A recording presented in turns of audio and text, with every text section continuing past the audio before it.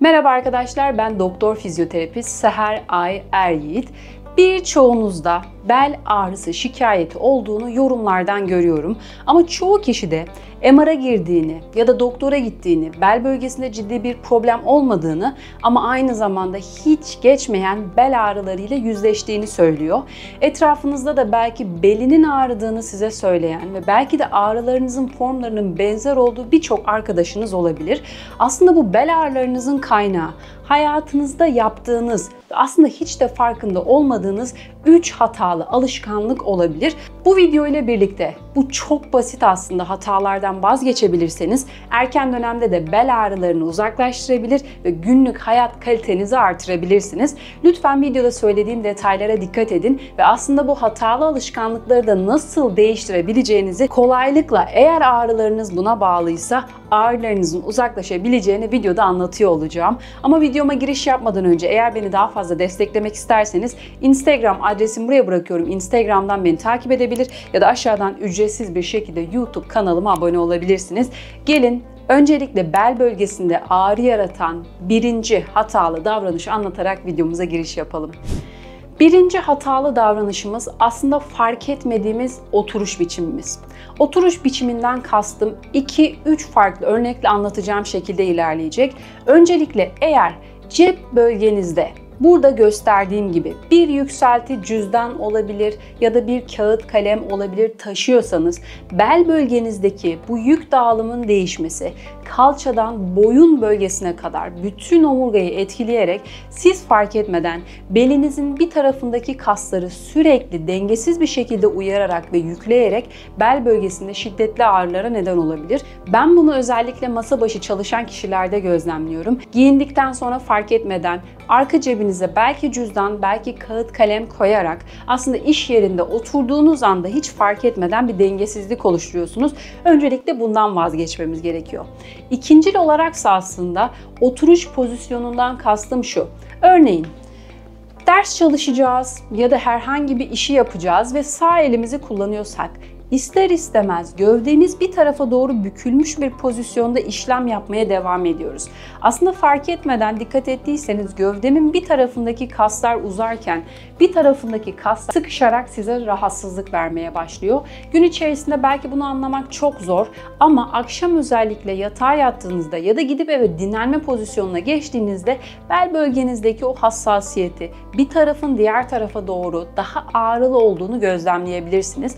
Bunu düzeltmek çok basit aslında. Özellikle bir tarafa doğru yönelerek çalışma alışkanlığınız varsa lütfen erken dönemde evraklarınızı tam göz hizanıza ve gövde hizanıza gelecek şekilde yerleştirin. Ve eğer bu alışkanlığı edinmekte güçlük çekiyorsanız sizden ricam küçük notlarla lütfen düz durarak çalış ya da lütfen önüne bakarak çalış gibi masanıza yapıştıracağınız küçük notlarla en azından orta hatta gelerek oturma pozisyonunu kazanmaya çalışın. Bu kadar küçük bir değişiklik dahi özellikle bel bölgesindeki o yüklenmeye bağlı ağrılarınızı azaltabilir ve gün içerisinde dahi çok kısa sürede ağrısız ya da daha az ağrılı ve konforlu bir gün geçirmenizi sağlayabilir. Peki biz bu alışkanlığı oturma pozisyonumuzu düzelterek ortadan kaldırmaya çalıştık ama bel bölgesindeki ağrı eğer uzun süre o pozisyonda kaldıysanız belki de yıllardır ya da belki de günlerdir hiç fark etmez ve oluştuysa bunu nasıl ortadan kaldırabiliriz? Artık oturma pozisyonunda çalışıyorsanız duruşunuzu düzeltseniz bile 30-45 dakikada bir iş yerinde, okulda zaten teneffüslerde mutlaka 5-10 dakikalık bir yürüyüş yapmaya çalışın ya da iş yerindeyseniz bir kahve, bir çay alıp gelerek özellikle bel bölgesindeki dolaşımı artırıp o an için dahi ağrıları azaltmayı hedefleyebilirsiniz. İkinci hatalı alışkanlığımız da yataktan aniden bel bölgesini kıvırarak kalkmak. Çok garip geliyor kulağa ama özellikle biz yattığımız pozisyondayken bel omurlarımız yatayda daha az stres altında kalıyor ve çekebildikleri kadar sıvıyı içlerine çekmeye başlıyorlar. Siz yataktan aniden kendinizi savurarak kalktığınızda, yani gövdenizi kontrol etmeksizin dönerek kalktığınızda bel bölgenizde aslında farkına varmadan bazı bölgelerde çok küçük şiddetlerde uyarılarla yaralanmalar oluşturuyorsunuz ve gün içerisinde bel bölgesi bu yaralanmaları ya da bu ani hareketleri sinir sistemimiz bazen savaş olarak algılayıp sizin hareketlerinizi baskılamak için o bölgelerde bir spazm oluşturabilir ve sabah yataktan aniden dönerek kalkmanın bedelini bütün gün bel ağrısı olarak yaşıyor olabilirsiniz. Benim sizden ricam, özellikle yatış pozisyonundayken doğrulmak istiyorsak ellerden, dirseklerden destek alıp mümkün olduğunca ani ve sert hareketlerden kaçınarak biraz daha yavaş ve kontrollü bir şekilde yataktan doğrulmanız olur. Gerçekten bu şekilde çok küçük bir değişiklik dahi bel bölgesinde stres oluşturmayıp sinir sistemimizin de bizi koruması için oluşturacağı o spazmı sabahın en erken saatlerinde ortadan kaldırabilir. Ve üçüncü hatalı alışkanlıksa, tamam, MR'a gittim, hiçbir sorunum yok. Doktor ciddi bir problemim olduğunu söylemedi. Ama ben yaşım ne kadar genç, orta ya da yaşlı olursa olsun çekirdek kaslarımı uyaracak herhangi bir egzersiz yapmazsam, işte bu benim gün içerisinde yaralanmalara çok daha açık hale gelmeme neden olur. Bu ne demek? Eğer benim omurgama tutunan kaslar, çekirdek kaslarım kuvvetli değilse, gövdemin uzağından bir cismi kaldırmaya çalışsam dahi bel bölgem yine kendini korumak için kasılı kalabilir, yani spazma girebilir ve gün boyu belki de haftalarca süren bel ağrısıyla yüzleşebilirim. Bunun için de bu videoda aslında ekstra olarak çok kolay yapabileceğiniz 2 çekirdek kası egzersizi göstermek istiyorum. İsterseniz bunu ayakta, İsterseniz yatarak, istediğiniz yerde çok rahat uygulayabilirsiniz. Çünkü 2 versiyonunu da göstereceğim. Hadi hazırsanız gelin. Bu videoda karşınıza tesadüfi bir şekilde çıkmadı bence. Bu egzersizleri şimdi imkanınız varsa iş yerinizde ya da evinizde benimle birlikte lütfen deneyin. Ben ayakta gösteriyorum ama yatarak versiyonlarını da gösteriyor olacağım. Önce ayaktaki versiyonlarını gösterelim.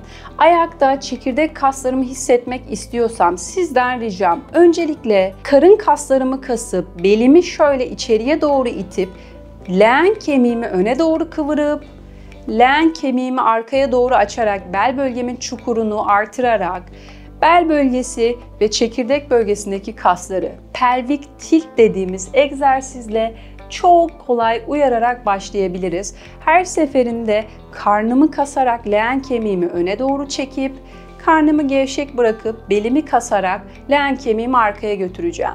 Öne ve arkaya. Öne ve arkaya. Aklınıza geldikçe 15-20 tekrar özellikle karın kaslarını kasarak bu egzersizi çok rahat bir şekilde uygulayabilirsiniz. İkincil olaraksa yapacağımız şey yine son derece basit, yine ayakta olacak. Bu şekilde ellerimi birleştirdikten sonra gövdem bir tarafa, bir tarafa, bir tarafa, bir tarafa. Gövdemi sıkı tutarak sadece sağa ve sola salınım hareketleriyle bel, sırt, boyun ve kürek kemiklerimin etrafındaki kasları uyarıyor olacağım. Hiçbir şey yapmama gerek yok. Bu şekilde sadece sola ve sağa, sola ve sağa salınarak sırt ve gövde kaslarımı hissedebilirim. Yaparken dikkat etmem gereken şey ise kamburumun çıkmaması ve gevşek bir pozisyonda yapmamam olacak.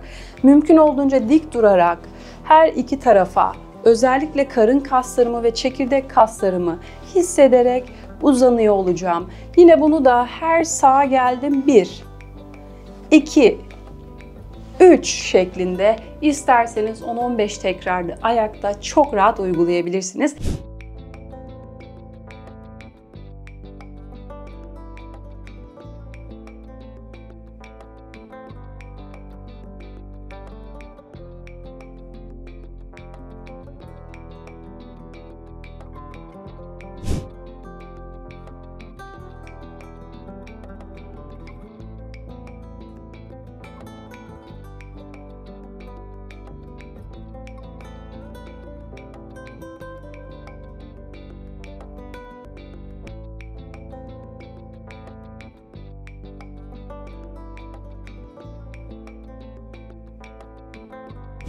Evet arkadaşlar, bugünkü anlatacaklarım bu şekildeydi. Eğer sizin de bel bölgenizde geçmek bilmeyen bir ağrı var, doktora gittiniz, ciddi bir durum olmadığını öğrendiniz, ancak bu ağrılar nasıl geçer bilmiyorsanız, bu hatalı alışkanlıklar sizde de varsa öncelikle bu alışkanlıklarımızı iyi yönde değiştirerek bel ağrılarını azaltmayı hedefleyelim.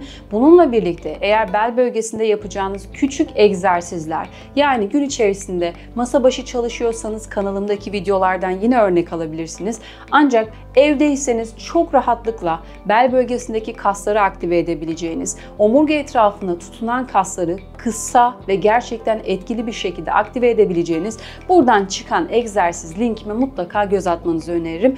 Erken vadede hatalı alışkanlıklarımızı değiştirsek de ilerleyen dönemde ağrı yaşamak istemiyorsak mutlaka bel bölgesine ve kalça bölgesine tutunan kasları kuvvetlendirmemiz gerekiyor. Bu konuyla alakalı ya da kafanıza takılan herhangi bir soru, görüş ya da öneriniz varsa lütfen bana aşağıdan direkt yorumlar kısmından ulaştırın. Diğer videolarda görüşmek üzere.